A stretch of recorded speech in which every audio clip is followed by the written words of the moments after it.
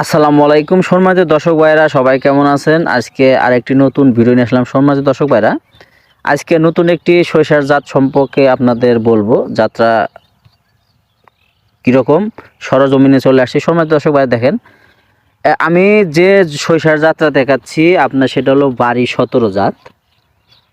এটা আপনার খুবই ভালো একটি জাত। এটা কিন্তু ফলন খুবই ভালো হয়।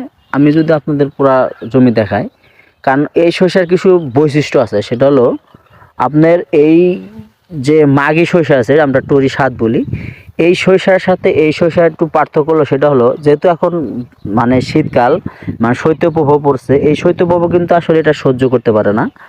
আর এই বাড়ির 17 যাত্রা কিন্তু এটা যতই কুয়াশা পড়ুক বা শিশির পড়ুক, এটা কিন্তু সহ্য করতে পারে।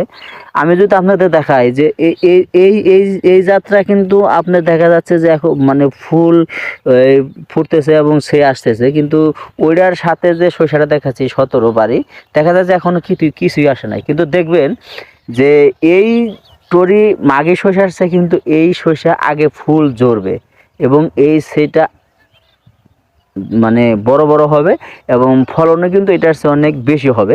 এখন দেখা যাচ্ছে এরকম, কিন্তু যখন যখন শেষে যখন আপনার সরিষাটা ফুল ঝরবে, তখন কিন্তু দেখা যাবে যে আসলে মানে ওটার সেটা ভালো। সময় দর্শক ভাইরা, আপনারা এই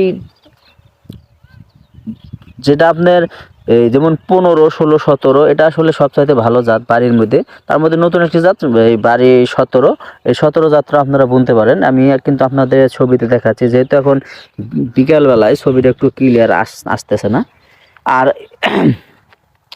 এই সময় আসলে কি ধরনের ছত্রাকনাশক ব্যবহার করতে পারেন, আর ব্যবহার করলে আসলে অনেক ভালো ফল ভোগ করবেন, সেটা হলো আপনার বিশেষ করে নাটিবো অথবা অ্যামিস্টার টপ, যে কোনো একটা ব্যবহার করলেই হবে। অ্যামিস্টার টপ হলো 16 লিটার পানিতে 16 মিলি, আর নাটিবো হলো 16 লিটার পানিতে 10 গ্রাম।